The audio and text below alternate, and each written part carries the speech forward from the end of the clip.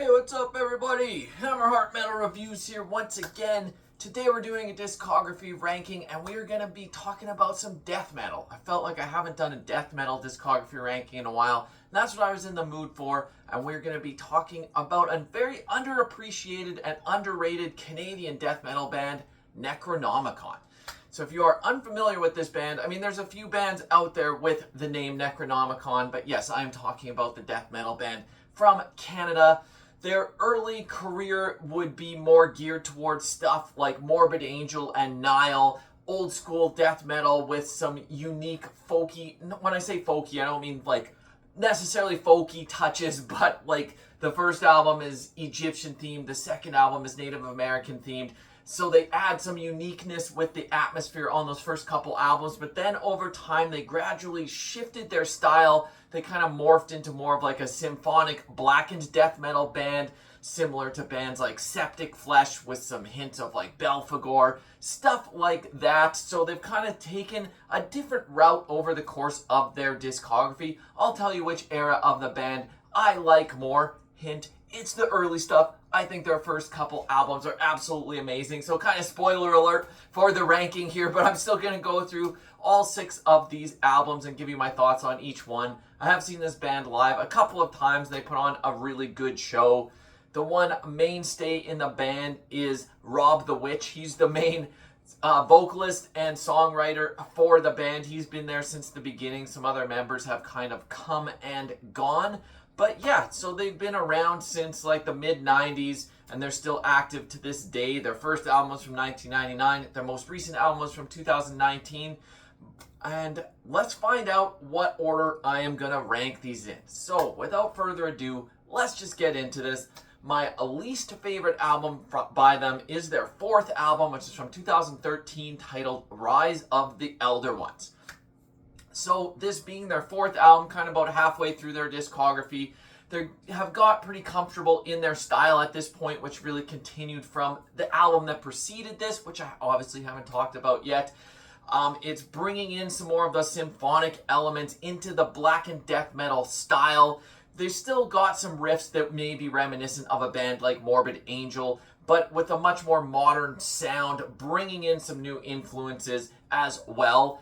All in all, like, even though I'm putting this last, I wouldn't say it's absolutely like a bad album. It's easily my least favorite by them, but it's still got some good moments. I just find it kind of lacks some of the uniqueness and like specialness that some of the early albums had. It's not really as stand out as those. It's not really anything I haven't heard before by other bands in the genre. Maybe a little bit generic, but all that being said, it's still not a terrible album. I don't want this to detract you from going to check out this band. Just this album is not my favorite by them.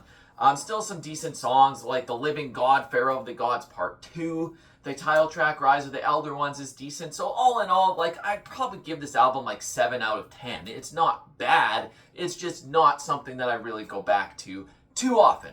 But let's get to some better stuff. So, up next in 5th place, I'm actually going with the album that was right after that, 3 years later from 2016, titled Advent of the Human God.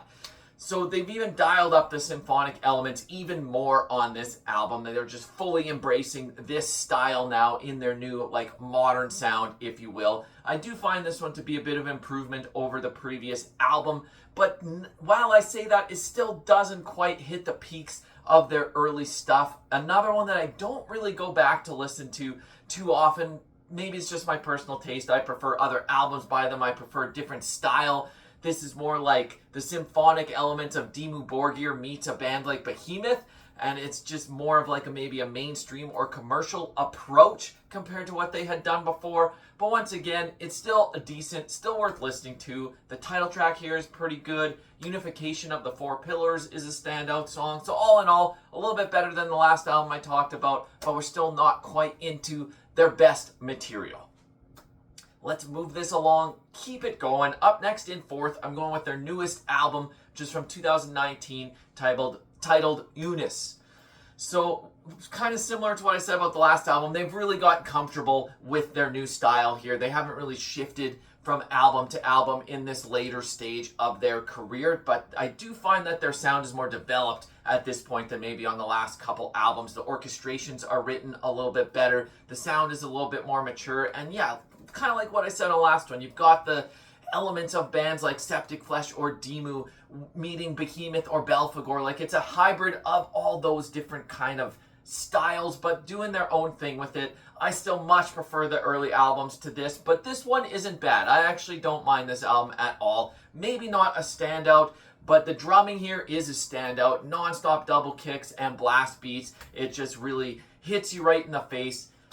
Best tracks here: Infinitum, Continuum, and then Cursed, the 2019 version. This is like an old demo song that they revamped here, and being an old song, this actually really stands out on the album. It's probably my favorite here because it's got more of an old school death metal vibe to it as opposed to the over-the-top symphonic stuff.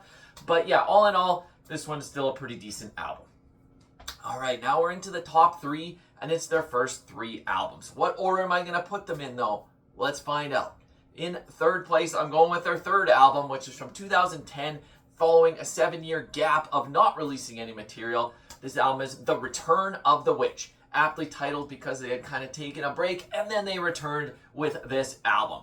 So yeah, they maybe changed up their sound a little bit after the first two albums when they returned. This is more of like a blackened death metal approach, akin to a band like Behemoth.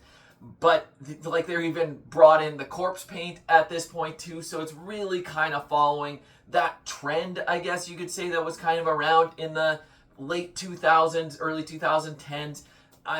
Like I've mentioned throughout this video, I much prefer their earlier style, but this one still has a lot of great catchy riffs and songs that will stick in your head. Overall, it is a pretty fun album for this style. Maybe it's not as unique or original sounding as the first two albums, which I haven't talked about yet. They've lost a little bit of their identity here, but this is a pretty good album. It's just a lot of fun. You got songs like Into the Fire, The Time Is Now, the title track, The Return of the Witch, is great as well. All in all, I do listen to this one quite often. It's a pretty solid album. In third place, because the next two are masterpieces, this one I wouldn't quite put on the level of a masterpiece, but it's a pretty good album. All right, after all that, let's get into the really good stuff. Anything that I just said, you can almost just throw that aside, and if you've never checked out this band before, please go check out these first two albums, because this is some quality death metal here. The last four albums, they're okay, like I said, but these first two that I'm going to talk about next, top-notch stuff, super underrated, hidden gems that you need to go check out if you have not. What order am I going to put them in? In second place, I'm going to go with the debut from 1999, Pharaoh of the Gods. So this is a very Egyptian-themed album, heavy on the Morbid Angel influence, and of course you could compare to a band like Nile because of the Egyptian theme, but the riffs here are really reminiscent of like Triassic Thoth and Morbid Angel. It's just got that same style to it that I absolutely love, and that's what really stands out here. Just absolutely killer riffs. The drumming and bass work throughout as well, just really killer. And this is just full of standout songs and catchy moments. It's got that old school death metal vibe with great solos sprinkled in with great lead work, nice melodic riffs, and you got the guttural vocals that really suit the style here. He even throws in some female vocals and some unique different instrumentation to really give it a different atmosphere and to set it apart and to make it stand out with this little bit of flair and Egyptian atmosphere. And yeah, god damn it, I love this album. The riffs here are just great. I love the old school death metal approach that they have here. Songs like Revelation, The Silver Key, Initiation. This whole album kicks ass, top tier death metal. Please go listen to it if you have not. And that just leaves one. My favorite album is the follow-up to that, their sophomore album from 2003, The Sacred Medicines. So they kind of kept with the old school death metal approach here, very similar sounding to the debut, but they traded in the Egyptian themes and mythology for some Native American themes and mythology, and it really works. It's got a really like tribal and ritualistic feel to it with the atmosphere that they create with some of the instrumental interludes going on, and this one really sounds like Morbid Angel in the riffs. I don't want to always just compare to a different band because they are doing their own thing here, but I like to give a frame of reference if you're thinking about checking out this band. If you like early Morbid Angel, there's a good chance you're gonna like this. I just love the riffs and the style that they incorporate here. Easily my favorite by them. I mean, the debut is excellent as well, but this one dialed it up a notch and just epic and awesome. Just great old school death metal. Everything about it is top notch. The musicianship, the songwriting really stands out. It's just, once again, really memorable songs and riffs, and once again, bringing in some female vocals and some tribal instrumentation to just give it a little bit of different uniqueness to make it stand out. I feel like the production here is a little bit more polished than on the debut, which really makes it stand out. Hard to pick favorite songs because this whole album slays, but Through the Door of Time is awesome. Behind the Mask is possibly my favorite song on here. Just the riff in that song, ooh, so tasty. Quest for Vision is great as well, but really front to back, this album just kicks ass, and you should definitely go listen to it if you haven't.